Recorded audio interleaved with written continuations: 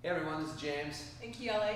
And we're back with another simple self-defense tip. So this one we're going to take a look at how to fall. Okay, what if you come across somebody in the kids class, we talk about coming across a bully, but even in the adult world, you get in some sort of altercation and either you trip and fall or they push you or some combination of that. How do you fall in a way that gives you the best chance to defend yourself?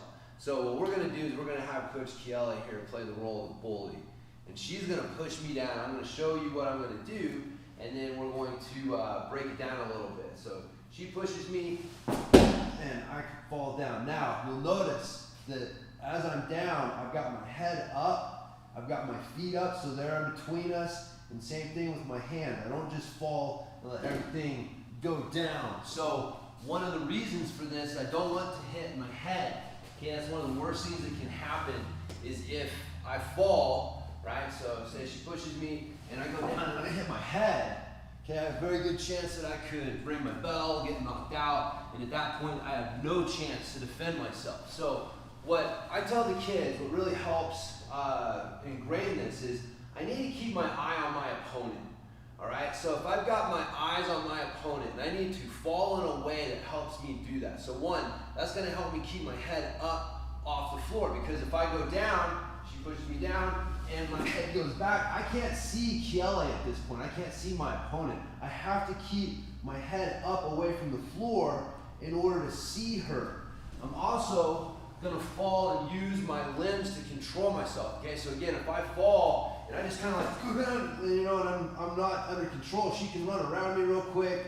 Yeah, and so what I want to do is I'm going to use my arms. In the class, we slap the mat. You don't necessarily have to slap the ground, but you're using your arms to counter your backward momentum. So as you go down, I'm using my arms to throw them forward to stop my momentum, so I don't just keep coming back and my feet go over my head or something like that. So at this point here, like, I'm able to respond. If she decides to come in, I can, you know, do things to defend myself. But your main goal is to make sure that you keep your eye on your opponent. And that goal right there is going to help keep your head off the ground. It's going to help you stabilize yourself so that you can move and react. But that is your main goal with that. So if the bully pushes you down, make sure that you keep your head up. So one way to practice this, we do practice this in class, is a breakfall. So if I cross my arms like this and I squat down low, and then what I'm going to do is I'm going to sit back. And when my butt hits the ground, that's when I'm going to let my arms unfurl and I'm keeping my head up, pretending that there's somebody in front of me. So again, I get up, arms crossed, squat down low, I start to sit, and then practice that fall. So that's how you can practice that technique at home, but that's how you fall in a good defensive way, what we call a breakfall in jiu-jitsu. So anything to add, any words of wisdom? No? All right, so hopefully you guys have enjoyed this tip, and we'll talk to you in the next one.